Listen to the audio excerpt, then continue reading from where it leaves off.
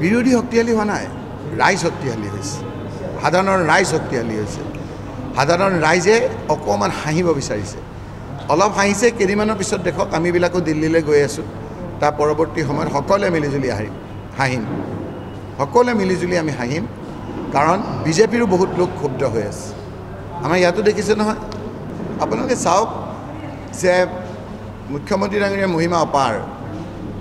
মানে আমাৰ মৰুভূমিত এটা চৰাই আছে, সকলোৱে জানে, যেতিয়া দেখে যে নিশ্চিত মৃত্যু, চিকাৰীয়ে চিকাৰ কৰিবই, তেতিয়া নিজৰ মূৰটো বালিত সোমোৱাই দিয়ে আৰু ভাবে যে চিকাৰীয়ে শৰীৰটো দেখা নাই। পিছত চিকাৰীয়ে ওচৰৰ পৰা চিকাৰ কৰি লৈ যায়। আমাৰ হিমন্ত বিশ্ব শৰ্মা ডাঙৰীয়াৰ সেই ধৰণৰ এটা পৰিৱেশ হৈছে। কথা নাই বতৰা নাই না। মই এইটো এটা অসমীয়াত এটা কথা আছিল যে নামাতাকে যে ভোজ খায়। মোৰ বোলে এতিয়া প্ৰশংসাত তেওঁ পঞ্চমুখ, মোক বোলে তেওঁ নায়ক, হিৰো।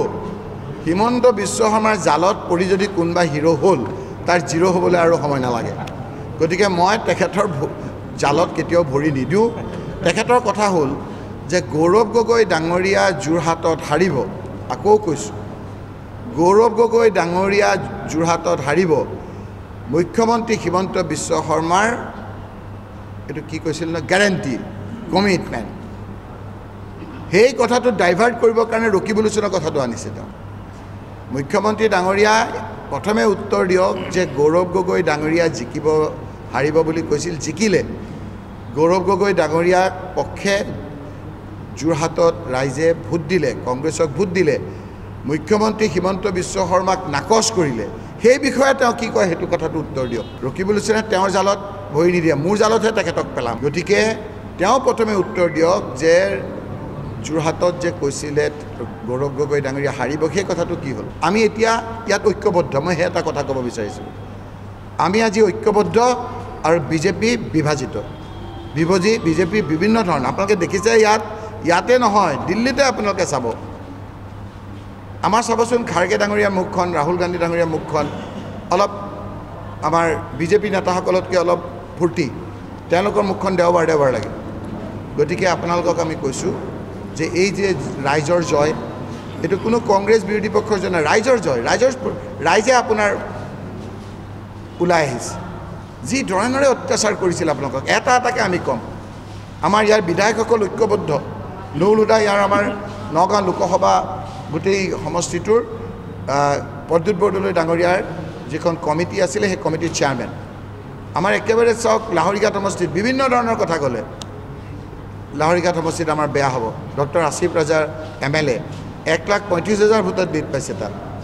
ধিং সমষ্টিত আমি লিড পাইছোঁ, ৰূপৈ সমষ্টিত লিড পাইছোঁ, চামগুৰি সমষ্টিত লিড পাইছোঁ। এতিয়া 2026-ত চামগুৰিতকৈ বেছি ভোটত জিকিব নগাঁও সদৰ সমষ্টিত, ৰূপহীতকৈ বেছি ভোটত জিকিব ৰহা সমষ্টিত, জাগিৰোড সমষ্টি, মৰিগাঁও সমষ্টিত এইবাৰ কংগ্ৰেছে দখল কৰিব। এতিয়া কৈছোঁ যে ইয়াৰ কৃতিত্ব কংগ্ৰেছ কৰ্মী, কংগ্ৰেছৰ নেতাসকলক।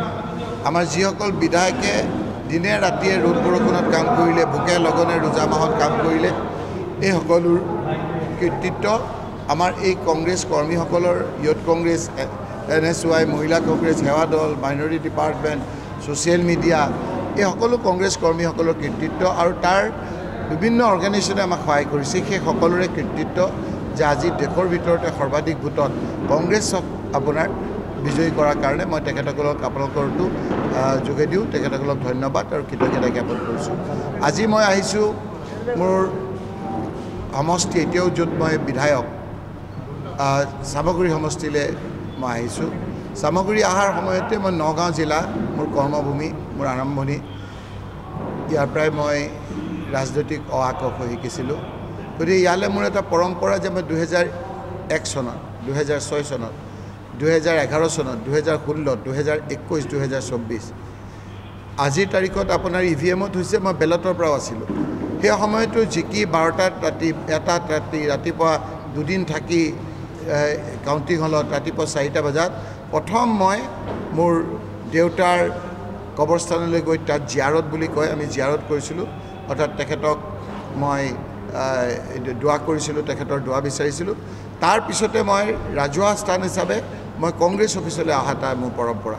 আৰু সেইকাৰণেই যোৱাকালি আপোনালোকে দেখিছে মই জিকাৰ পিছতেই প্ৰথম মই ধুবুৰী জিলা কংগ্ৰেছ অফিচত গৈছোঁ তাৰপিছতে মই গোৱালপাৰাত আহি আমাৰ MLA আৰু বাকী কৰ্মীসকলক লগ পাইছোঁ আৰু মোৰ নগাঁৱলৈ আহি প্ৰথমেই মই ঐতিহাসিক নগাঁও জিলা কংগ্ৰেছত পদাৰ্পণ কৰিছোঁ মই মোৰ কৰ্মভূমি অন্যতম মই য'ৰ বিধায়ক তালৈ গৈছিলোঁ যে মোৰ সমষ্টিত মই বহু অংক পৰীক্ষা কৰি দেখিছিলোঁ যে বিজেপিয়ে বিভিন্ন ধৰণৰ হেঁচা দিছিল আমাৰ সমষ্টিত পুলিচ লগাই ৰঙা চকু দেখুৱাই বিভিন্ন ধৰণেৰে আপোনাৰ কাউণ্টিঙতো আমাৰ ল'ৰা বহুতৰ যাব দিয়া নাই তেওঁলোকৰ বিভিন্ন কেছ মামলা থকা ল'ৰাকো আপোনাৰ গৈছে গতিকে SP ডাঙৰীয়াই সুমত কেছ লয় আমাৰ ক্ষেত্ৰত বেলেগৰ ক্ষেত্ৰত আপোনাৰ সেইখিনি নৰয় এই কথাবিলাকৰ এই এগেইনষ্ট দ্য ৱেভ ফাইট কৰি মোৰ সমষ্টিত মই ৭৫,০০০ ভোটত জিকিম বুলি কৈছিলোঁ পদ্মত বৰদলৈ ডাঙৰীয়াক কিন্তু আজি 86,000ত তেওঁ লিড দিছে এটা সমষ্টিত